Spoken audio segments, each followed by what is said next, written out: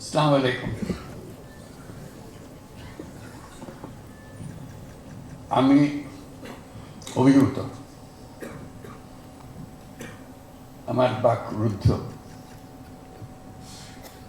আজকে এই অনুষ্ঠানে আমাদের জাতির কৃতি সন্তানদের এখানে পেয়ে, তাদেরকে সম্মাননা দেওয়ার সুযোগ পেয়ে আমরা সবাই আনন্দে আপ্লুত। সবাই তাদের জন্য একটু জোরে হাততালি দিই সবার জন্য।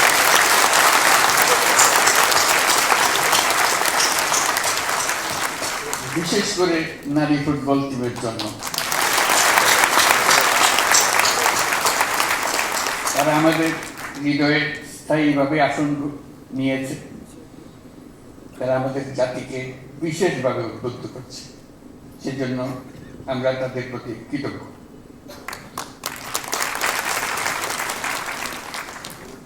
প্রিয় সুধীবৃন্দ, দেশের বরেণ্য ব্যক্তিত্ব যারা আজ 21শে পদকে ভূষিত হয়েছেন, তাদেরকে দেশবাসীর পক্ষ থেকে অভিনন্দন জানাচ্ছি। আপনাদের অবদানের জন্য জাতি বিশেষভাবে কৃতজ্ঞ। আপনারা জাতির পথ প্রদর্শক।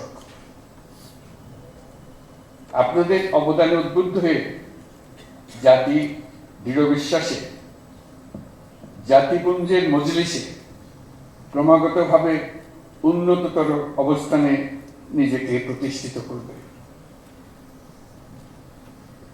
গত বছরের 5ই আগস্ট ছাত্র শ্রমিক জনতার অভ্যুত্থানের মধ্য দিয়ে আমরা পেয়েছি এক নতুন বাংলাদেশ। এই বিজয়ের মধ্য দিয়ে সুযোগ এসছে এই নতুন বাংলাদেশ নির্মাণের। আজ এই পদক প্রদান অনুষ্ঠানে আমি গভীর শ্রদ্ধা করে স্মরণ করছি দেশমাতৃর জন্য বিভিন্ন লড়াই সংগ্রাম, 52 ভাষা আন্দোলন, 71-এর মহান মুক্তিযুদ্ধ এবং 24-এর গণ অভ্যুত্থানে যে সকল সাহসী ছাত্র শ্রমিক জনতা প্রাণ বিসর্জন দিয়েছেন এবং আহত হয়েছেন তাদের সকলকে। দেশের পরিবর্তিত পরিস্থিতিতে এবারের অমর একুশে নতুন তাৎপর্য নিয়ে আমাদের সামনে উপস্থিত হয়েছে। আমরা জানি 21শে ফেব্রুয়ারি আমাদের আত্মপরিচয়ের অবিনাশী স্মারক। আমাদের স্বাধিকার চেতনার প্রাণ প্রবাহ 21শে ফেব্রুয়ারি। 1952 সালের এই ফেব্রুয়ারি মাসেই রাষ্ট্রভাষা প্রশ্নে পাকিস্তানি শাসকদের চাপিয়ে দেওয়া অন্যায় সিদ্ধান্তের প্রতিবাদে রুখে দাঁড়িয়েছিল ছাত্র সমাজ।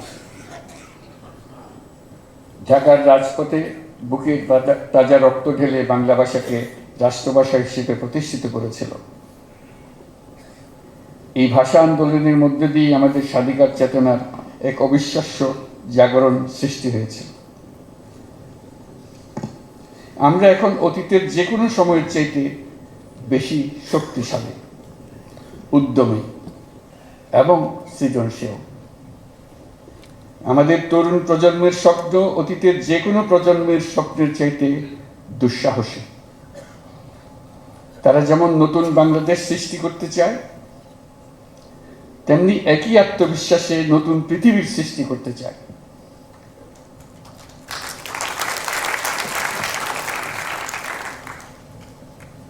নতুন পৃথিবী সৃষ্টিতে তারা নেতৃত্ব দিতে চায়। সেই নেতৃত্ব দেওয়ার জন্য তারা প্রস্তুত।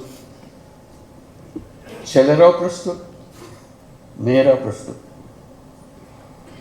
তারা ঘুণে ধরা আত্মবিনাশী সভ্যতার বন্ধন মুক্ত হয়ে তাদের স্বপ্নের নতুন সভ্যতা গড়তে চায়।